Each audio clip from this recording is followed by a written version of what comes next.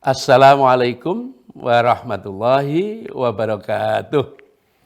Alhamdulillahirabbil alamin wassalatu wassalamu ala asrofil anbiya wal mursalin sayyidina maulana Muhammadin wa ala alihi washabbihi ajmain.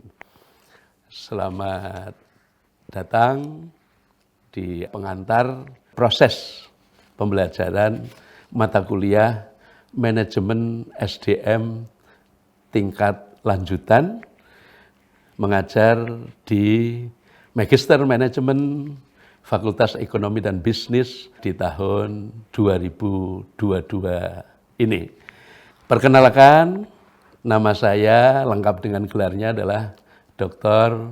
Abdul Khalik Hidayat, MSI, adalah dosen tetap di FEB UAD. Tanggal lahir saya adalah 23 September 1959, jadi sekarang sudah 63 tahun. Ya. S1 saya lalui, yang pertama adalah pernah kuliah di IKIP Negeri Yogyakarta, jurusan Pendidikan Matematika, Fakultas Pendidikan Matematika dan Ilmu Pengetahuan Alam. Sampai dengan semester 8, tetapi karena setahun berikutnya setelah masuk IKIP itu saya juga kuliah di FMIPA Fisika, jurusan inti atau nuklir di UGM, maka lalu kemudian saya tidak sempat lulus dari IKIP-nya, tetapi alhamdulillah lulus dari Fisika inti UGM. Lalu kemudian sempat juga saya lanjutkan S2 saya di Magister Ilmu Lingkungan Hidup Universitas Diponegoro Semarang. Saya sempat menjadi anggota DPRD Kota Bontang satu periode, yaitu tahun 2004-2009, hanya satu periode saja.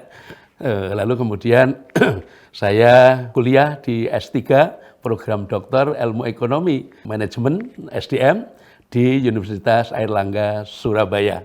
Setelah lulus S1, saya bekerja di PT Pupuk Kaltim, di pabrik yang memang membutuhkan lulusan fisika nuklir untuk suatu mesin tertentu. Lalu kemudian mata kuliah ini tentang manajemen SDM. Karena untuk S2 maka sebagian adalah sudah mendapatkan di S1 jika itu adalah jurusan S1 manajemen. Maka kami sebut sebagai lanjutan, advance ya. Kenapa? Karena bagi yang S1 manajemen itu sesuatu yang sudah biasa, maka disebut lanjutan. Tetapi bagi yang non lulusan S1 manajemen, maka ada pra kuliah, itu adalah pengantar mengenai MSDM lanjutan ini. Lalu kemudian mata kuliah ini diantara secara umum adalah bagaimana analisis jabatan. Ya. Bagi Anda pebisnis itu pasti merancang ada 4 strategi yang wajib ya disusun, yaitu yang pertama adalah modus operandi operasionalnya apa. Ya, strateginya harus matang, apakah produksi barang atau jasa. Lalu kemudian berikutnya adalah finance, ya, modalnya seperti apa. Ini menentukan sekali. Ya. Lalu kemudian yang ketiga adalah captive marketnya, pemasarannya, strategi pemasarannya gimana. Dan yang tidak kalah penting sesungguhnya pilar yang keempat, yang utama, the man behind itu adalah SDM-nya. Siapa yang melakukan itu. Jadi strategi manajemen SDM itu sangat perlu. Apalagi saat ini makin membutuhkan skill, maka pasti MSDM-nya menjadi kunci utama. Apalah artinya bahan baku, apalah artinya melimpah ya, mesin yang canggih, apalah artinya pasar ya, terbuka. Tetapi kalau the man behind-nya itu kurang skill, maka pengaturan tentang itu juga penting ya. Oleh karena itu di analisa jabatan dalam SDM itu evaluasi jabatannya apa saja ya. Lalu kemudian perlu perencanaan SDM. Lalu kemudian baru rekrutmen, seleksi ya. Lalu penempatan, orientasi supaya lebih skill, lalu pelatihan dan pengembangan. Manajemen penilaian kerja itu penting dalam rangka controlling. Dalam teori manajemen ada planning, ada organizing, ada actuating, dan controlling. Nah, sisi controlling itu butuh leadership. Maka perencanaan menjadi leader itu juga menjadi penting. Ya. Siapa yang paling pas untuk memimpin sebuah jabatan tertentu itu. Lalu kemudian yang tidak kalah penting, karyawan baru itu senang aja begitu. Ya sudah, saya cukup ini aja. Tapi begitu tahun ketiga mulai karir saya ke depan gimana? Gitu. Pasti membutuhkan pengembangan karir. Maka jangan ketinggalan itu manajemen karir harus dirumuskan strategi seperti apa. Lalu kemudian yang tidak kalah penting, banyak kasus ya perusahaan yang kolaps gara-gara kasus hukum dengan karyawannya. Maka hukum ketenagakerjaan juga penting dikuasai. Jadi harus ini. Lalu kemudian yang tidak juga sistem kompensasinya. Ada orang yang 5 tahun nggak naik-naik gajinya, pendapatannya tetap, take home pay-nya tetap, maka lalu kemudian out dari perusahaan, padahal itu sudah ditanam training dan lain sebagainya, sudah habis banyak perusahaan, maka lalu tinggal kerugian yang ditanggung. Selanjutnya adalah yang tidak kalah penting, kesehatan dan keselamatan kerja. Dari sejak rekrut, ada orang itu yang tahun ketiga ternyata sakit ginjal, sakit paru-paru, sakit ini. Kenapa? Karena ketika masuk, cek kesehatannya tidak utuh, tidak lengkap. Hanya percaya saja surat keterangan sehat. Salah itu menurut saya. Seleksi yang ketat tentang kesehatan penting. Kenapa? Kita butuh karyawan yang long life sampai dengan pensiun. Ya, maka penting itu dari awal.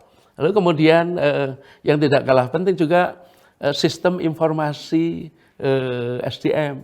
Karyawan itu tiap saat butuh, saya sekarang posisi di mana sih, lalu gaji dasar saya berapa, tunjangan-tunjangan saya berapa, itu ternyata ketika butuh, maka perkembangan umur, perkembangan berkeluarga, dan lain sebagainya, itu ternyata setiap saat pengen tahu, aku gaji kok segini itu, uraiannya apa saja gitu.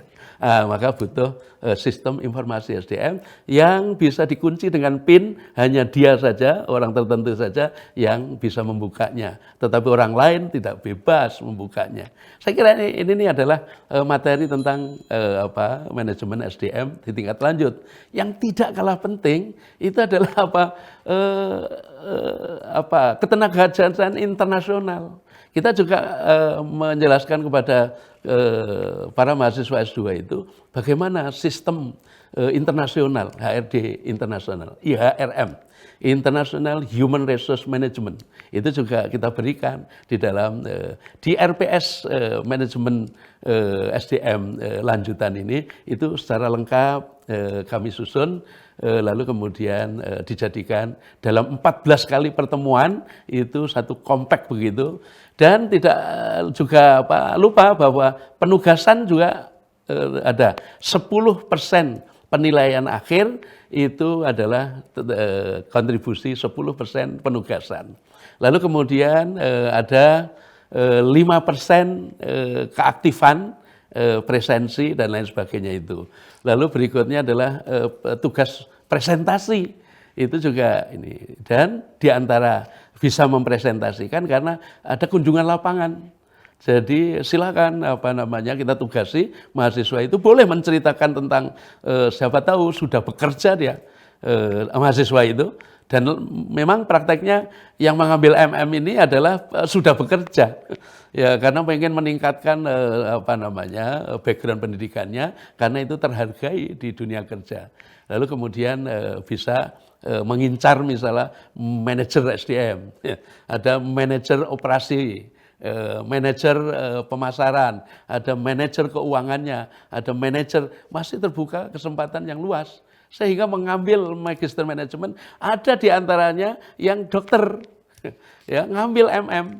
Ada yang insinyur ngambil MM, ada yang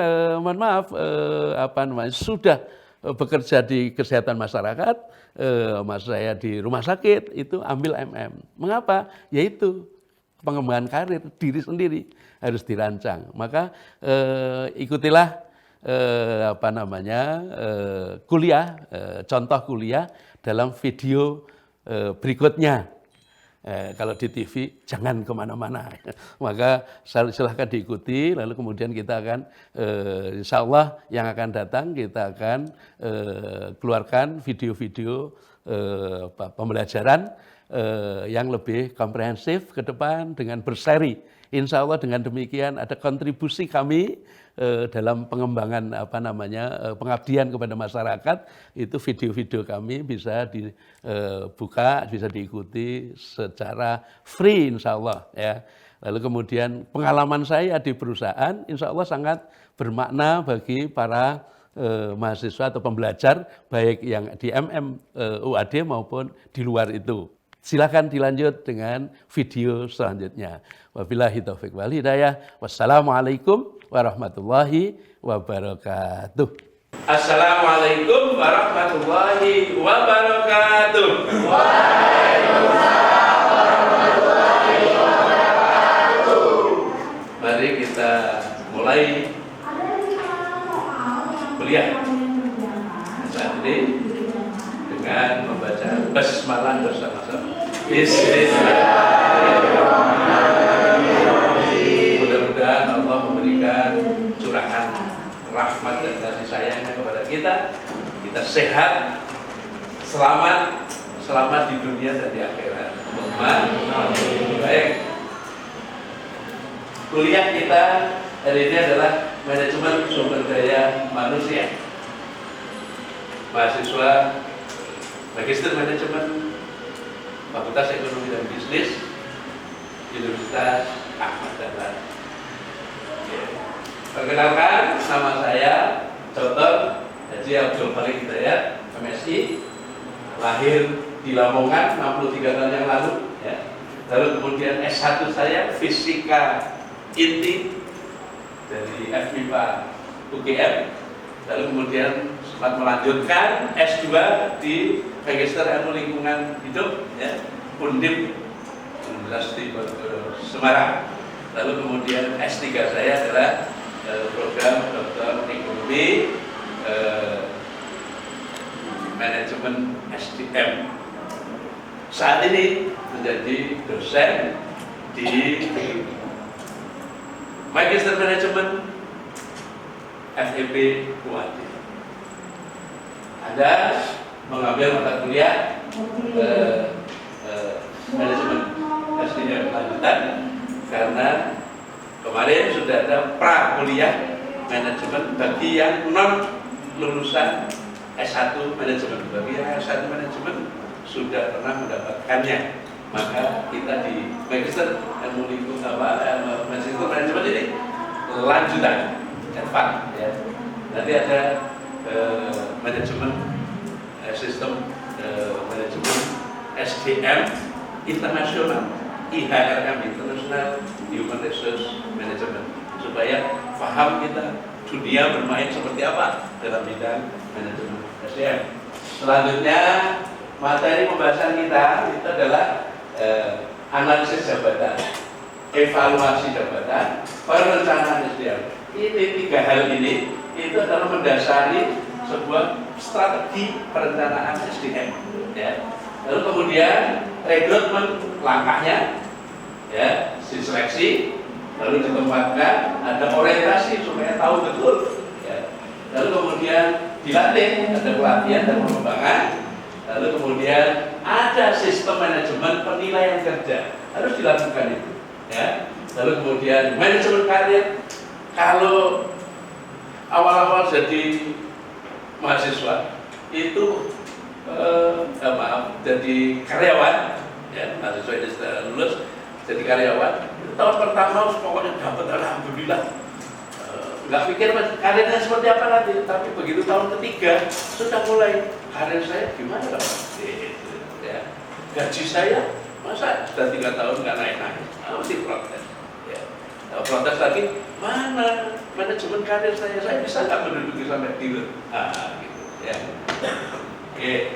Lalu kemudian hukum ketenaganegaraan ini juga harus dipelajari. Kenapa? Karena banyak perusahaan itu yang kolaps gara-gara bermasalah hukum ketenaganegaraan dengan karyawannya sendiri. Lalu kemudian demo besar-besaran. Ya. yang tadinya nggak dapat masalah, oh merasakan juga ada masalah gitu. Wah, akhirnya tutup. Ya sudah, PHK semuanya kan. Oke, jadi penting ya. Lalu kemudian yang tidak kalah pentingnya adalah sistem kompensasinya. Gaji nggak naik-naik atau naiknya itu tiap tahun cuma nil sedikit. Oh, mesti protes. Kenapa? Semua kita itu berkembang sesuai dengan urutan usia.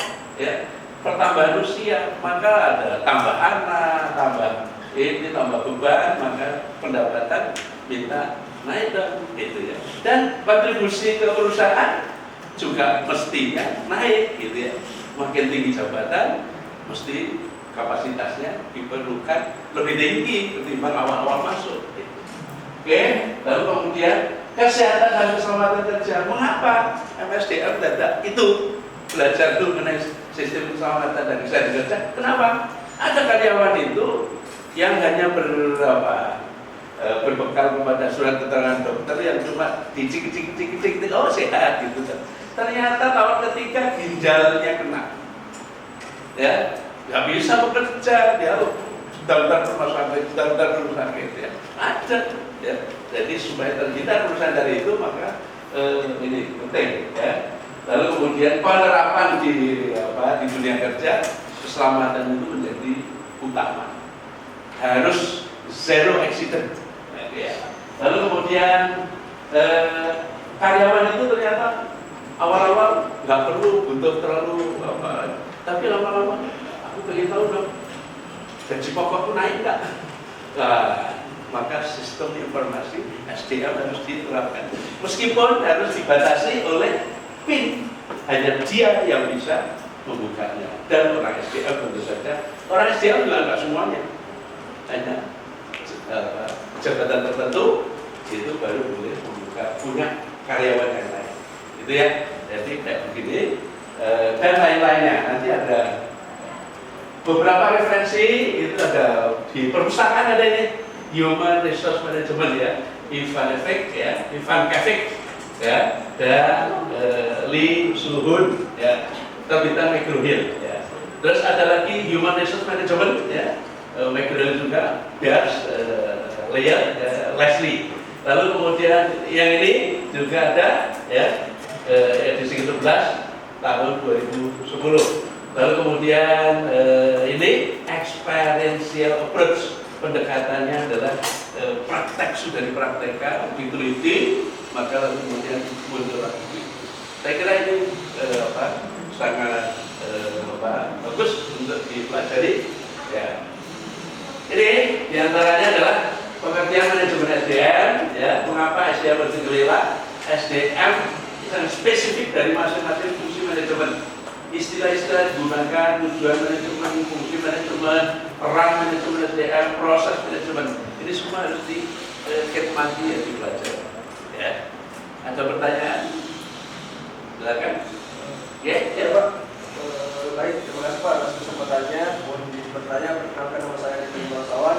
Baik Pak, yang ingin saya tanyakan di sini, bagaimana jika dalam suatu perusahaan itu Pak terjadi pencurian barang perusahaan seperti kabel listrik ataupun gerinda yang dilakukan oleh karyawan. Nah, jadi apa langkah yang harus diambil oleh manajer SDM Pak? Baik, terima kasih Pak. Ada semua calon manajer SDM. Ada yang berani bisa menjawab? Karena saja tidak apa-apa. Sampai yang lembut juga yang keras. Langkah yang harus dilakukan. Ada yang? Silakan. Belum? Nah, jadi kalau belum memahami bagaimana manajemen sistem manajemen SDM itu harus dikelola, maka memang belum kepikir. Iya ya, kan sangat mungkin. Ya, nah, maka yang pertama, di perusahaan itu sudah diwajibkan ada serikat pekerja. Maka diajak, ayo kita bikin peraturan perusahaan. Di dalam mengatur perusahaan seperti KUHP. Ya, jadi kalau ada yang mencuri peralatan perusahaan, ada gerinda, ada suka yang kecil-kecil itu taruh sapu nggak ketahuan, obeng itu apa? Dry.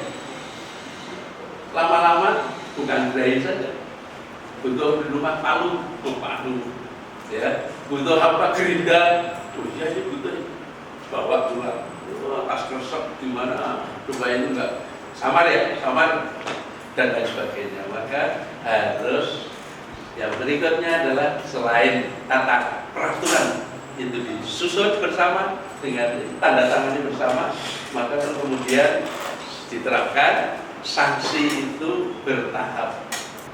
Lanjut, ya usaha ada tujuan perusahaan, ya permasalahan itu bukan hanya pada bahan mentah, alat-alat kerja, mesin produksi, uang atau lingkungan kerja saja, tapi juga karyawan itu sendiri. Pengelolaan sumber daya manusia disebut manajemen sumber daya manusia. Ya, paling penting. Mengapa? Ya, karena di belakang itu, ya, sumber daya yang lain itu tergantung bagaimana SDM-nya. Ya, dapat menciptakan efisiensi, efektivitas dan produktivitas perusahaan. Jadi kalau sudah perusahaan, 3 kunci itu efektivitas, efisiensi, dan produktivitas. Oke, maka MSDM harus efektif, ya. Manajer itu bisa saja cari cara yang terbaik bagaimana ya mengelola itu semua supaya di lingkungan perusahaan itu berjalan dengan sebagaimana yang diharapkan bersama. Perusahaan itu sukses, maju bersama, jaya bersama, mendapatkan kesejahteraan bersama. Kalau karyawan sudah begitu, maka MSDM-nya bagus. Ya. Oke, perencanaan, pengorganisasian, ya, sebagaimana perusahaan yang sukses itu, maka semuanya terkelola dengan baik. Ya. Ada pertanyaan lain lagi? Silakan. Oke, bisa berdiri Pak, supaya terdengar yang lain. Terima kasih atas kesempatan yang diberikan kepada saya. Mohon izin bertanya, nama saya Neri Artani, tentang persamaan laki-laki dan perempuan. Apakah benar laki-laki dan perempuan memiliki persamaan hal dalam mendapatkan gaji dan bekerja? Dan apakah karyawan perempuan bekerja dari malam hingga pagi? Jika tidak mau, apa akan tetap mendapat gaji yang sama? Terima kasih. Baik, tadi ditanyakan hampir sama ya, sehingga jawabannya adalah tentu saja berbeda.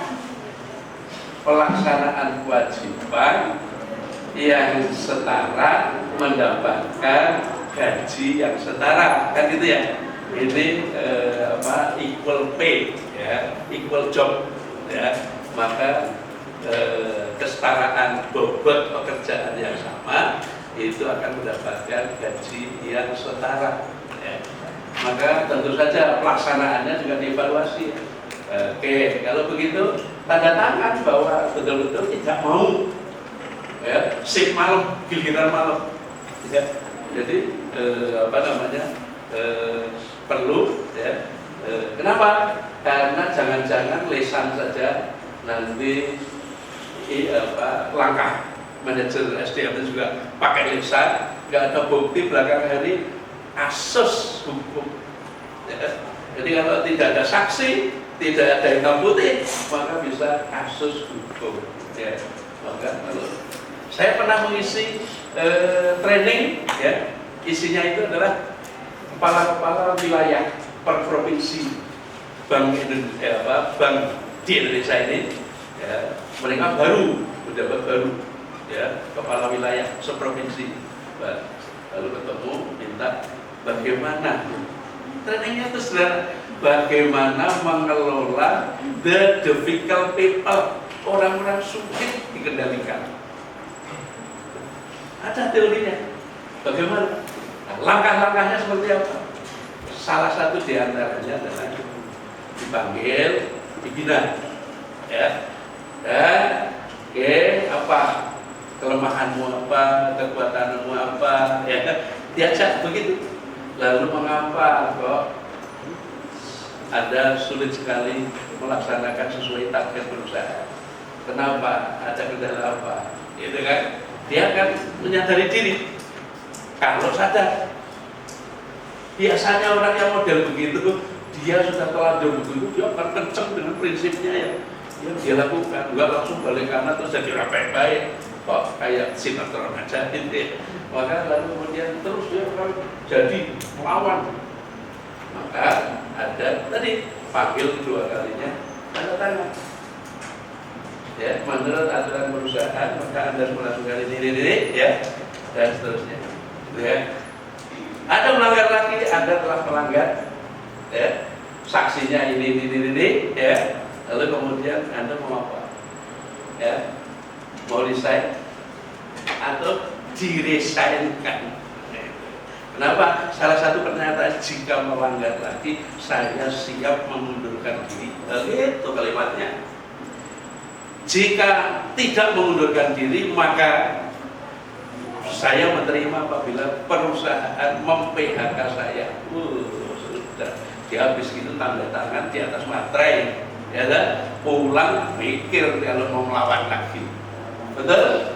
Nah, dengan cara seperti itu maka betul, apa namanya? Tadi yang bilang bahwa mbaknya ya, kalau ternyata harus dibina.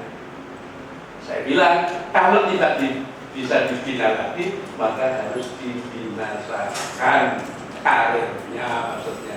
Ya, begitu. Oke? Ya, ada lagi? Ya, ada yang bisa punya pendapat yang lain? Dengan kuliah kita hari ini, Anda bisa menyimpulkan. Silakan, ada yang bisa menyimpulkan? Ya, dengan penerapan MSDM yang baik, maka karyawan akan menuju pencapaian tujuan perusahaan dengan cepat, efektif dan efisien. Lalu pengembangan SDM-nya itu juga seiring sejalan, maka klub sampai dengan pensiun, maka karyawan itu bekerja dengan bahagia, karirnya dia juga bisa menjadi karir yang berkembang dan puas. Begitu pensiun, teman-temannya itu merangkul, Masya Allah kita sudah berapa puluh tahun kita bersama, lalu kemudian tangis-tangisan biasanya perpisahan itu ya. Itu ya. Saya kira kuliah kita hari ini seperti demikian ya. Lalu kemudian ada tugas ya, yaitu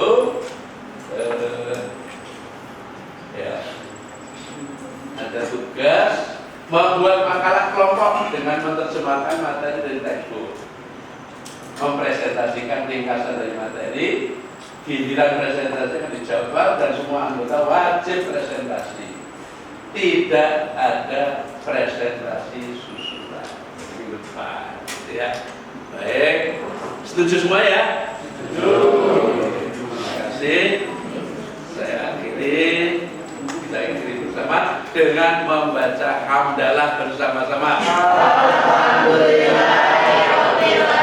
Tepuk tangan untuk kita semuanya.